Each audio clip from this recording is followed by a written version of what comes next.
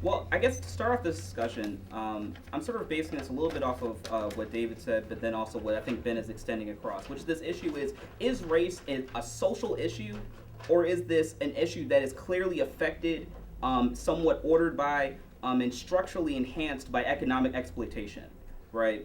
And to a certain extent, right, when I asked specifically in David's cross-ex, what are some specific solutions that you can think of to alleviate or to deal with this quote-unquote only social issue? The only thing he could sort of think of off the top of his head, and I haven't heard anything from Ben that sort of talks about a specific articulation of what this policy looks like, is affirmative action policies, right? And in terms of how the government has handled race issues, this is pretty much the extent to which they handle race in the status quo, or even really discuss race in the status quo. What we have to understand here is that race is much more than just a social issue, right? But it's something that affects black people at an economic exploitative level, right? And the group that I think of most that handles this discussion in the ways in which I frame my understanding of this issue is the Black Panther Party. What the Black Panther Party did is it took the sort of universal ideas of Marxism and said, look, Marxism doesn't speak to black people. Right? As a matter of fact, oftentimes Karl Marx was a racist in the way that he sort of framed his understandings of black people when he talked with the lumpen proletariat. But it says, we're going to take this tool of analysis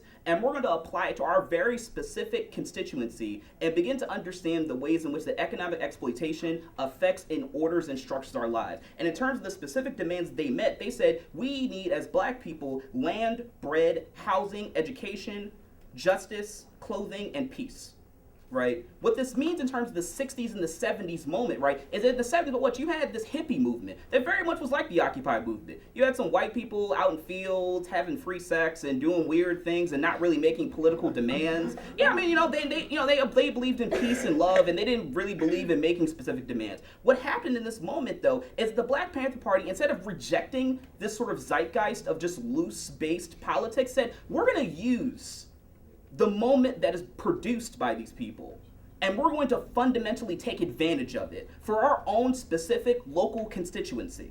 And they used this loose-based moment to articulate their very specific community-oriented demands, right? And they formed coalitions with people that were incredibly problematic and oftentimes were racist and privileged and self-entitled, but just said they would use it. So I think that there's a way in which that black people can re-articulate this politics, take this loose-based moment and rebrand it and reappropriate it for our own purposes to get the things that our community actually needs.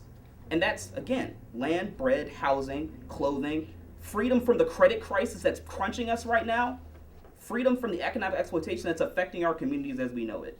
So actually I think that's time.